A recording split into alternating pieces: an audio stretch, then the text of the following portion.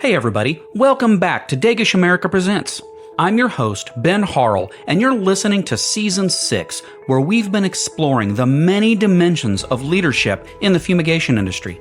So far this season, we've talked about safety, time management, team building, mentoring, and crisis response. But today, we're focusing on something just as important to our long-term success, the customer. In this episode, we're talking about what it means to lead with customer service excellence. Because in our industry, where timing, trust, and compliance matter more than ever, great customer service isn't just a courtesy, it's a competitive advantage. Whether you're resolving a complaint, walking a client through a complex treatment plan, or simply showing up on time and communicating clearly, leadership sets the tone. And how you treat your clients directly reflects the culture you've built inside your team. And to help us break it all down, I'm joined by John Mueller, president and owner of the Fumigation Company. John has worked directly with clients across a wide range of industries and knows just how crucial it is to lead with professionalism, transparency, and a service-first attitude. So, please help me welcome John to the podcast. John, how are you doing today? I'm doing great, Ben. Yeah, thanks for the opportunity. Oh, no problem. It's been a long time coming. We haven't had you on the podcast yet, so I appreciate you taking some time to help us out with this topic. Yes, I think it's you got a really good topic here, and I think it's important for the industry as well. So I always start out by asking this question. If you could just start out by giving us a brief introduction to who you are and what you do. Yeah, so my name is John Mueller. I'm a surviving fumigator for about 40 years now.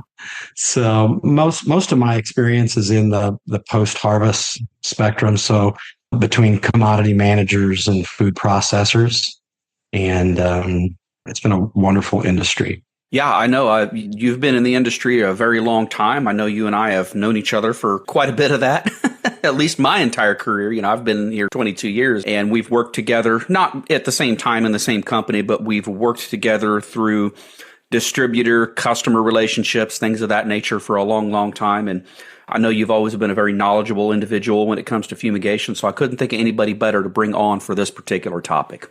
Awesome. Thank you. So right out of the gate, I'm just going to ask you, how do you define excellent customer service?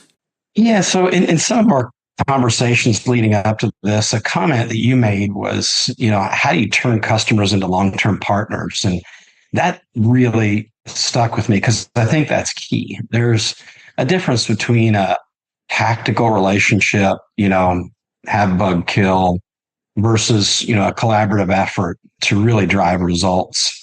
And partnerships are really critical. So our job is to focus on solving their problems. It's not to create hassles for them at all. These quality managers and commodity managers, they have, really tough jobs and a lot of pressure.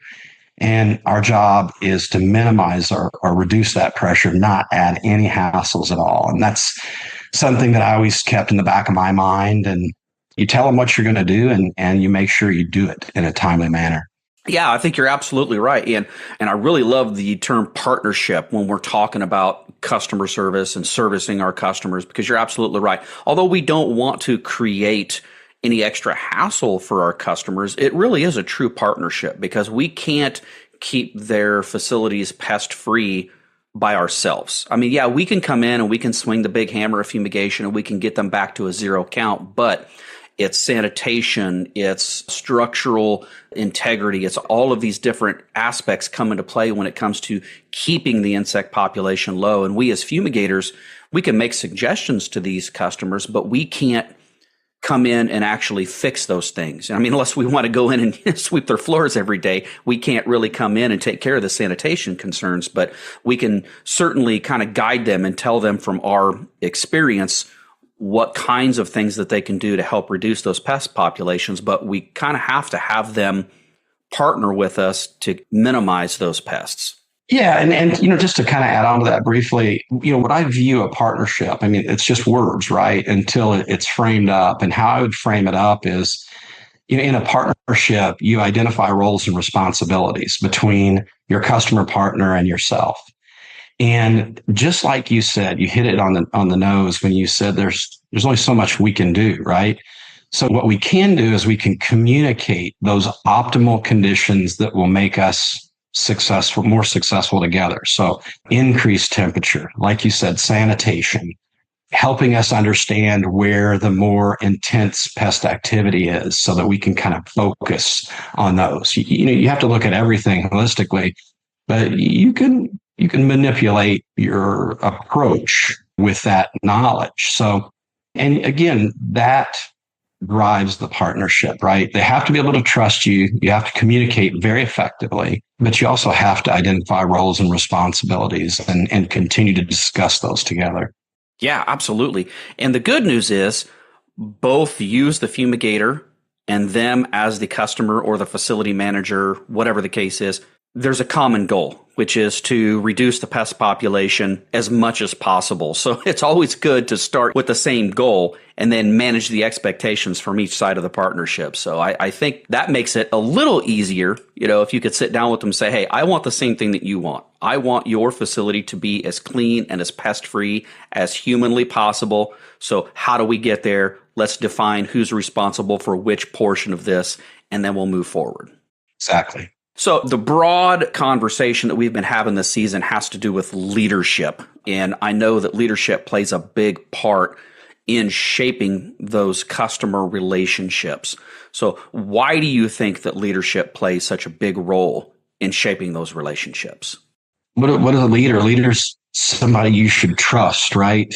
And from a customer relationship standpoint, they expect us to come in and manage our own services and manage our own people. They don't want to feel like they're having to do that. And if you think about that for a minute, it seems kind of basic or passe, but many times I find situations when a customer is irritated, they feel like they're doing exactly that. And again, they're paying us to manage these services and our own people. So I think that's one. I think from a relationship standpoint, again, communication, all of these things start to really drive saying, hey, look, I don't have to worry about these people. They know what they're doing. They're taking care of me. And, that's what drives that trust. That's what they view you as a leader, that you're able to take this fumigation service responsibility and just run with it.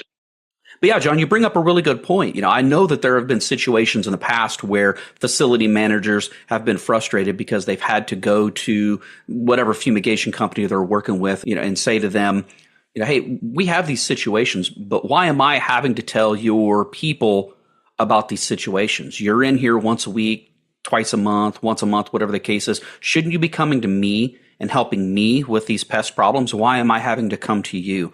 And so navigating that relationship, and again, like you said before, striking that balance between who's responsible for what. That's why it's so important to have those clearly defined roles. Who's responsible for telling who what and reacting to that. That's why that's so important. Yeah, and you've got to have hands-on management to be there and accomplish that. So that's pretty important. It's difficult to do from a distance. Oh, yeah. It's very important as a leader or a manager to have direct communication and a direct relationship with those people. I mean, yeah, of course, you're going to trust your employees, your fumigators, your fumigation team to be able to go in and handle the job, handle the day-to-day portion of it. But as a leader, you do have to maintain relationships with the leadership of the customer as well and make sure that they feel comfortable being able to come to you when they do have issues. Absolutely. And speaking of having issues, I did also want to ask you this, a nice segue there, but no matter what you do, you're always going to have situations where you may have some customers that have a misunderstanding, or maybe a customer has a complaint about something that you either did do or maybe something that you didn't do. As a leader, what's your approach to handling those customer complaints or perhaps the misunderstandings in a way that further builds the trust rather than damages it? Ben, you said it right there, is we're going to make mistakes. All right. These are major industrial events many times. I mean, there's a lot of effort. There's many a slip twixt the cup and the lip is something my mom would always say. Yeah. And so it's going to happen. So number one, don't panic and don't make excuses. really focus on being known for the correction and a timely correction and not the irritation or the problem. And I guess the other thing then is also communicate. If you do this with a sense of urgency and good communication, and then at the end, reflect on the root cause of what happened, learn from it, educate your team, and then improve. And if you communicate that to your customer, that's where you'll be known for the cure and not the problem. Yeah, you're right. I think it's important also in furthering building trust with the customer. If you do make a mistake or something does happen, to own it. I mean, they're going to understand that mistakes happen. You have to own those mistakes.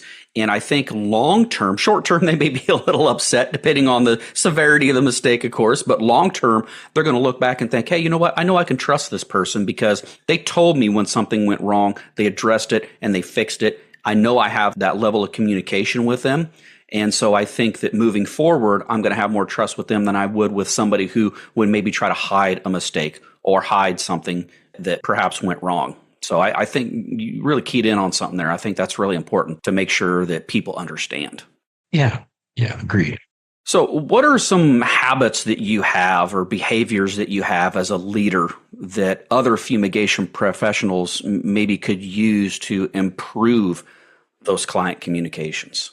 So I'm going to use a quick analogy and then I'll get into a few other things here briefly. But just think back yourself when you've hired a service person to come in and do something at your house. And, it's important to you. And maybe you have a little pressure. It's something nagging at you that needs to be fixed. And the contractor doesn't call you back. It's irritating. And my advice is don't be that person. Call back as fast as possible. Even if you have to get somebody else to kind of bridge the gap and contact that person to let them know and reassure them that you're working on it, you're considering it, and really drive to get back to them in a timely manner. I think that's critical. One thing that I think it's important to reflect on is that our services are not very transparent. So from the time we're ready to release gas and we kick everybody out or we move everybody away to the time we clear it and we're ready for safe reentry, it's just us that knows what's going on during that period many times. Yeah. And the customer is sometimes paying a heck of a lot of money and there's zero transparency. So, and at some point, your customer is going to ask after the fumigation, hey, how'd it go? And if there's not some communication, at least in intervals, to make him or her feel like they were a part of the process and understand what happened, where does it go? How do you justify, the spend with this dark hole of a service? So one thing that I always encouraged is give the customer, the point person, some updates through the treatment itself. And you don't have to confess sins. You can just give them brief updates. Weather's good, wind is low, gas readings are great. We're excited. Or we had a bit of a weather issue here. We saw it in advance. We prepared. We had some people on the roof checking seals. We monitor it closely. Everything looks good. I mean, think about the dialogue there, even in brief snippets of text, and how that will then build the narrative to support that service, build that trust, communication solid, and the customer now feels like they're more a part of the service. I've found this to be extremely beneficial. Yeah, and I think there are a lot of customers out there, facility managers and the like, that are pretty curious about what we're doing. They're interested in it because it's not something that they see every day. They may see it once a quarter, once a year, whatever the case is, if they're on a regularly scheduled fumigation. But to be honest with you, I think sometimes that fosters the curiosity that they may have. And I think that's a good thing. I think it's a good thing to foster that communication and foster that curiosity and kind of answer the questions. Another thing that I think that we should keep in mind as well is a lot of these facilities, these managers of the facilities, whether they're QA managers, plant managers, whatever the case is, whoever's responsible for the communication between the fumigator and the facility, whoever that person is, a lot of these facilities, these managers bounce around a lot. And so if you build a really strong relationship with a person, not just the company, but the person, oftentimes they will move from that company to a different company or that plant to a different plant, whatever the case is. And the first thing they're going to do, or one of the first things they're going to do when they get there, is review their pest control program and their fumigation program. And if they're not using somebody that they trust, the first phone call they're going to make is back to you because you've built that relationship with them. So, we always say don't burn bridges, but I think it's more important to say build more bridges. That way you're welcome to cross them with those people when they move on to different facilities. Yeah, and I'm excited a little bit if you can't hear. Yeah. I completely agree with that. I always say that great service is the best lubricant for future sales. And I look at it too, Ben, what you described as they do move, these quality managers and commodity managers do move around a little bit. And I look at that as the front door. That's getting us in the front door of the next opportunity. I also think about the back door, right? Who in that plant would take over potentially? You don't want to be just bound in a relationship with one person.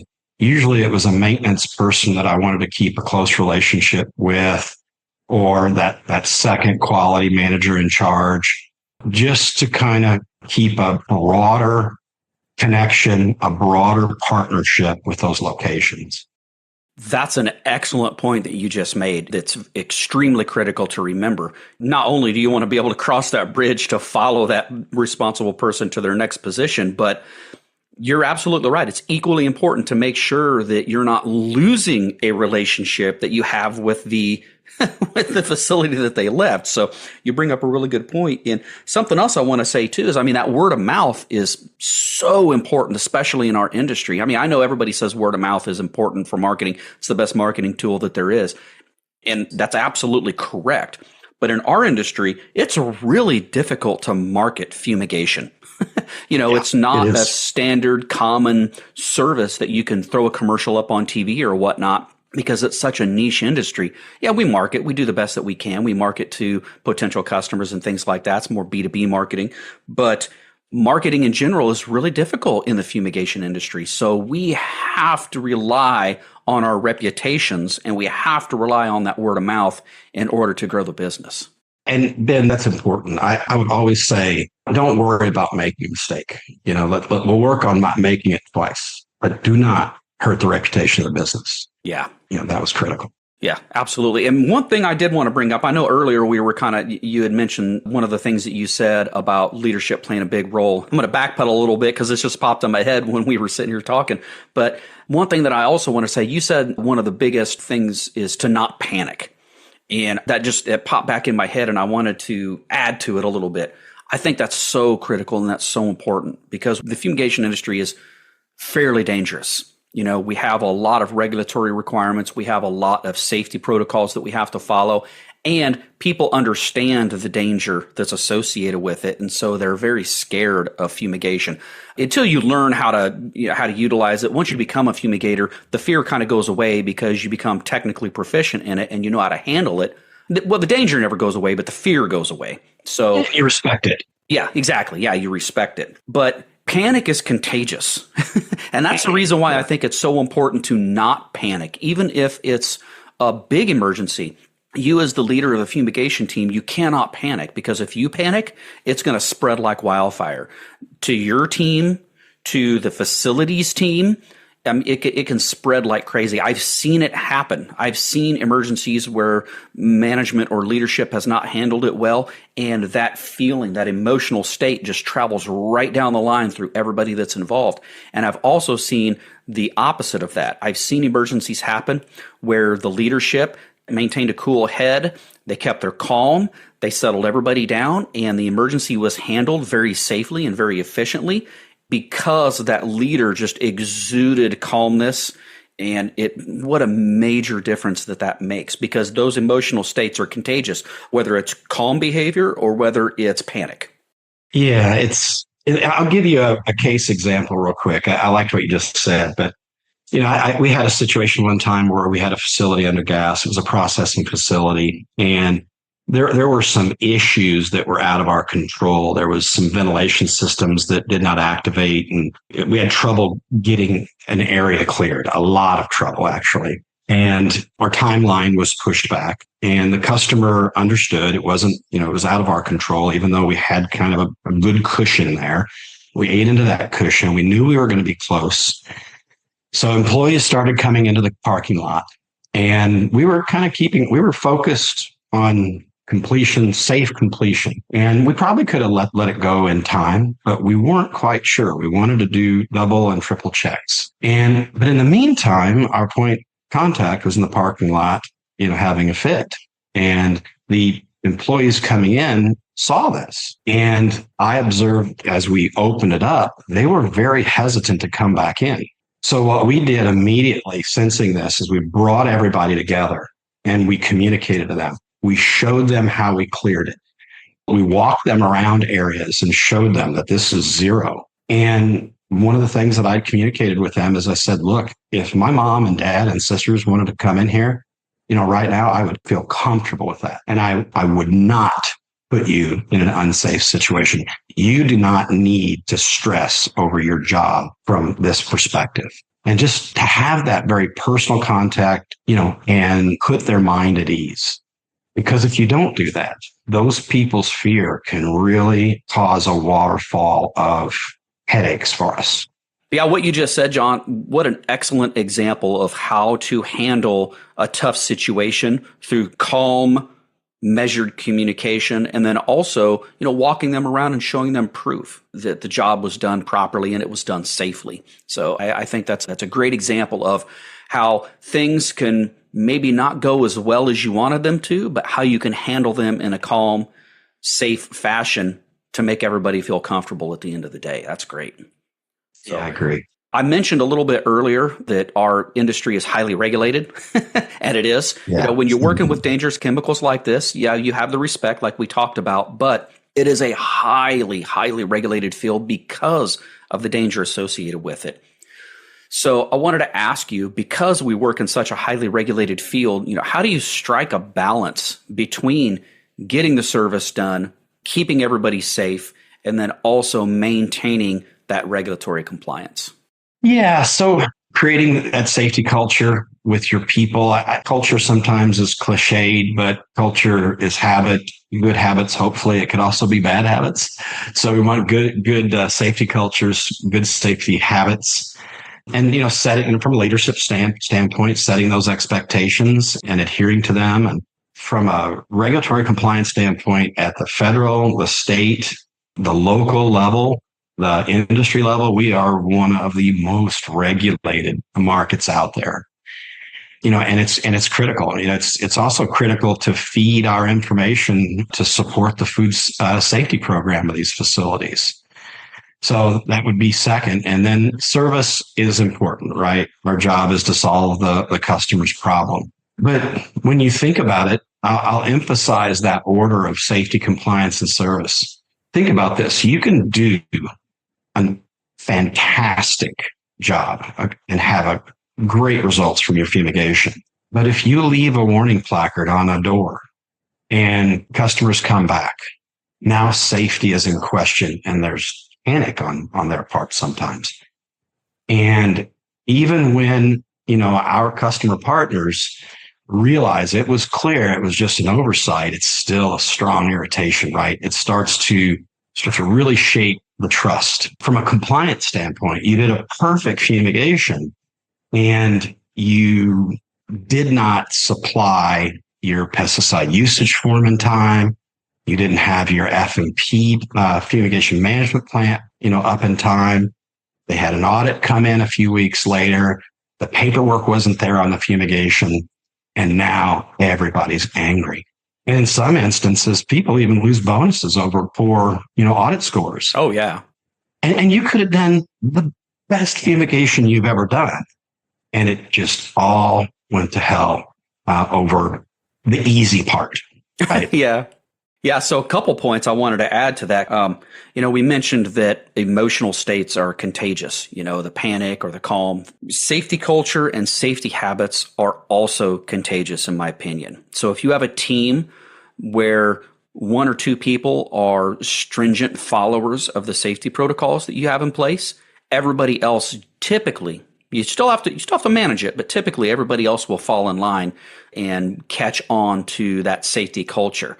But then again, if you have a couple of people on the team that are taking shortcuts with safety, a lot of times, unfortunately, that can be contagious too. And you'll have people that will start slacking off on safety compliance and things like that. So it's very important as a leader to kind of watch those things to make sure that the safety culture is intact and that people are picking up the right habits and not following the wrong habits. And if somebody has the wrong habit, to get it corrected as soon as possible so other people won't start adopting that same habit. I think that's really important. And then the other thing that I wanted to say too is you kind of reordered it, which I'm glad you did because you're absolutely right. Safety first, then compliance, and then service. If you go in that order, you're going to have a successful fumigation. I mean, the labels for all of these fumigants that we use are very detailed, and the manufacturers of these fumigants have spent a lot of time and effort making sure that the labels are dictating how the fumigation takes place in the safest and the most efficacious way possible. So you're supposed to follow the label because the label's the law anyway. But if you follow that label, you are drastically increasing your chances of having a safe fumigation, being within compliance, and then getting the service done in a way that's going to be the most beneficial to the facility.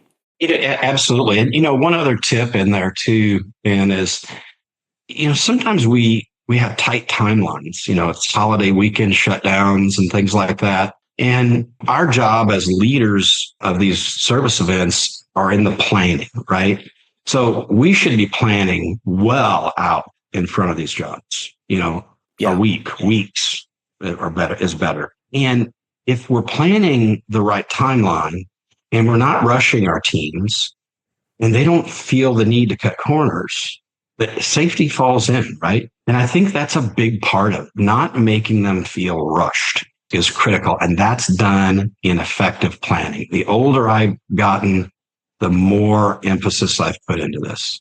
Yeah, you're absolutely right on that. Organization and planning are so critical to making sure that the fumigation is conducted safely, because you're absolutely right. More often than not, what I've seen in my experience, when people start cutting corners, it's because they're running out of time. Just like you said, fumigation industry is typically done on weekends or holidays, or a lot of times they are, and your timeline is really tight. And if you don't plan accordingly, and you have to plan for emergencies too, what will we do if this happens? What will we do if that happens? So on and so forth. That way you have that contingency plan in place in case something doesn't go exactly the way that you wanted it to. But it's when time gets tight that people start cutting corners. Yeah, it's going to take too much time for me to throw that harness on. I'm just going to climb the ladder anyway, or I'm just going to get on the lift anyway. That's when things can happen. So I'm so glad that you pointed that out. Yeah, thanks. So I only have one question left for you, John. I ask a version of this question for everybody that's a guest on the podcast. I wanted to ask you, what advice would you give to someone that's new in leadership or new in that client-facing role who wants to lead by example? Yeah, as I listen to your podcast, Ben, you always ask, like you said, a version of that question. I think it's really smart. People, especially people new in this industry, they need to have that takeaway. And I put a lot of thought anticipating you'd ask something around this. Yeah. But I said it, I'm going to repeat a few things here. Communicate effectively and in a timely manner. That's just showing respect for the client, the customer. I always think to myself, it's very difficult to over communicate. It's very easy to under communicate. And that doesn't build a lot of trust, right? But over communication, whether not everybody has an expressed sense of urgency. I know people that are just not real excitable. And sometimes, that doesn't put the customer at ease. But if they're communicating in a very timely manner, then that's another way to display that you're on it, that you are urgent about their needs. But I do think after communication, an expressed sense of urgency is really important. The other thing is be mentally prepared. When I would get nervous about, a job that was coming up, I would kind of walk through that in my mind. What are we going to do first? What are we going to do second? What are some contingencies? What happens if it rains and we've got 20 people on the roof? ceiling. Where am I going to move these people to? We can't get behind, right? And I think that's part of safety too, is really being mentally prepared for that job. And one of the quotes, and it's a little cheeky maybe, but I think about something Michael Jordan said, as he said, before every game, he'd already played it, 100 times. Yeah, that's good. It's a good analogy. Yeah. And then my last thing is more foundational, work hard, be humble. To me, that's simple words, but it's pretty important. Yeah, I like that you mentioned that you need to have, because we talked a lot about emotional contagion, so to speak, and making sure that you stay calm and measured in emergency situations. But it is important, if you're being called in to fumigate with a customer, there's an urgency there. Something has went wrong that has dictated that they needed to fumigate their facility. It's a pest infestation. So they definitely have a sense of urgency. Their brand reputation may be on the line. Product recalls may be on the line. All kinds of things that go into play with that. And so it's going to create a level of urgency to them. You have to make sure that they understand that it's also an important urgent situation for you as well. So you're spot on with making sure that you communicate that to them. The last thing that you want to do is give the customer the impression that it's just like any other day for you. You want to make sure, even if it may be, you want to make sure that they understand that it is extremely important to you to get their facility as pest-free as possible, just like it's important to them. So you're spot on with that. Yeah. Yeah, I think it is important. All right. Well, John, thank you so much for taking some time to answer some questions today. I really appreciate it. Yeah, your podcast is important, and appreciate what you do for the industry. Yeah, and I also wanted to mention too, John, you have your own podcast that just launched too. You want to give us a little tease about that? Well, thanks, Ben. Yeah, no, there's not many of us in this market doing this, and we are really focused on trying to give tidbits to this industry to help it. I think it's important. So my podcast is called All Things Fumigation, and it's on most of the networks like Spotify and iHeart and YouTube. And we've recorded 3. We're getting ready to record our 4th one. And I'd love for you guys to watch Ben's podcast and mine, and I think together we're going to focus on kind of improving things, I think, in our industry, or at least, and doing that through, discussions. Neither one of us know everything. It's impossible to know everything in this market, but we can share our experiences through, other associates that we bring onto these podcasts. And, if we can create positive discussions, even challenging discussions, I think we're going to provide a service for the industry that's both fun and fulfilling. I agree 100%. I mean, the goal is to try to spread as much knowledge as we can. Yeah. Yeah. We don't need to reinvent the wheel, right? Especially when the wheel's broken. Yeah. Yeah. All right. Well, thanks again, John. I really appreciate it. You have yourself a great day. Thank you. Thank you, Ben. Thanks again to John for his insight. Leading with customer service isn't just about being friendly. It's about building trust, solving problems, and showing your clients that they're in capable professional hands. On our next episode, we'll be taking a look at innovation, specifically how great leaders can help their teams adopt new technologies and stay ahead in an ever-evolving industry. And as always, if you have a question, topic suggestion, or feedback, please don't hesitate to reach out to us at podcast@dagishamerica.com, or you can find us on all of the major social media platforms. Until next time, I'm Ben Harrell. Thanks for joining us, and remember, great service starts with great leadership.